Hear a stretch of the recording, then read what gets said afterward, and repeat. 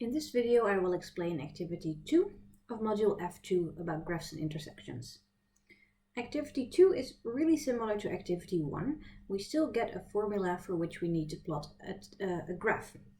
The only difference is that we're only going to fill in a very short table. That's because the graph that we have to draw each time is a straight line. And for a straight line you don't need as many as 5 or 6 or 7 points to be able to plot it. You need only 2 points, because 2 points make up a straight line. So that's why our table will only consist of 2 numbers to fill in. When you choose such a short table, however, it is important that you take the x values rather far apart. Don't take 0 and 1, because then the plotting becomes inaccurate. You have to take x values a bit further apart, like 0 and 10. Let's try it with this example. The formula is y equals 2 times x minus 5. If we fill in 0 for x, we get the calculation y equals 2 times 0 minus 5. 2 times 0 is 0, and 0 minus 5 is minus 5. So that's the first answer. Next we fill in 10 for x, so we get the calculation 2 times 10 minus 5. 2 times 10 is 20, and 20 minus 5 is 15. So this is it for the table. We can see the graph by clicking this pop-up screen. Let's drag it a little bit up, which takes a long time for some reason. There we go. Now, the plotting of the graph works exactly the same as in the previous activity. We start with the first pair of numbers. X is 0 and y is minus 5. X is 0 and y is minus 5. It should be here, but I want to be sure that I'm precise, so let's zoom in on the y-axis a little bit. 0 is here, minus 5 is there, so this is the first point. The second point is x is 10 and y equals 15, so it's a bit higher up again. So I drag it here.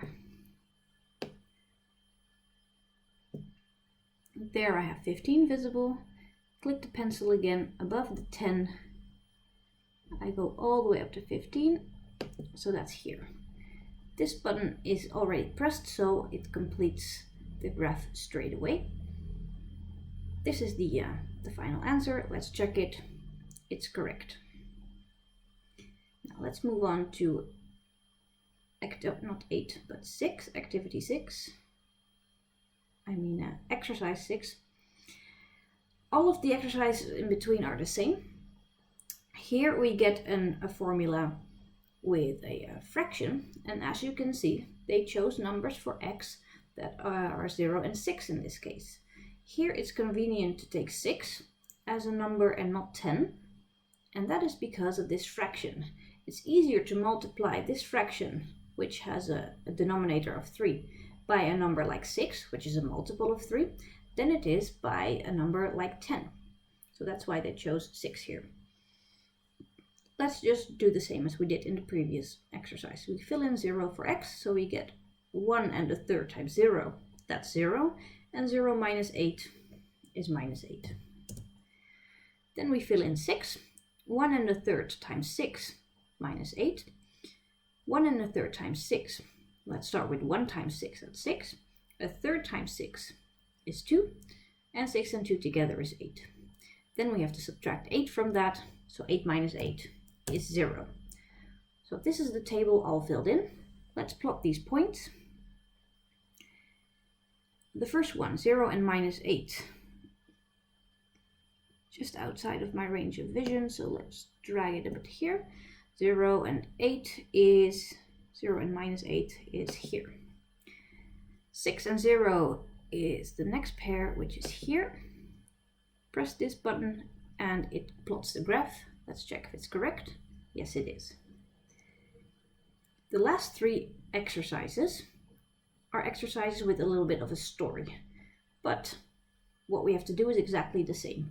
The story in exercise 8 is about David, who has 120 euros at this moment, and every month he gets 20 euros of pocket money.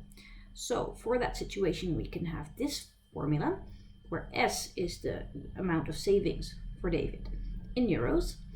120 plus 20 times M, 120 is the amount that they already had, and 20 times m means 20 for each month that you count. Now, if we fill in the table, m is 0 means how much money does David have after 0 months.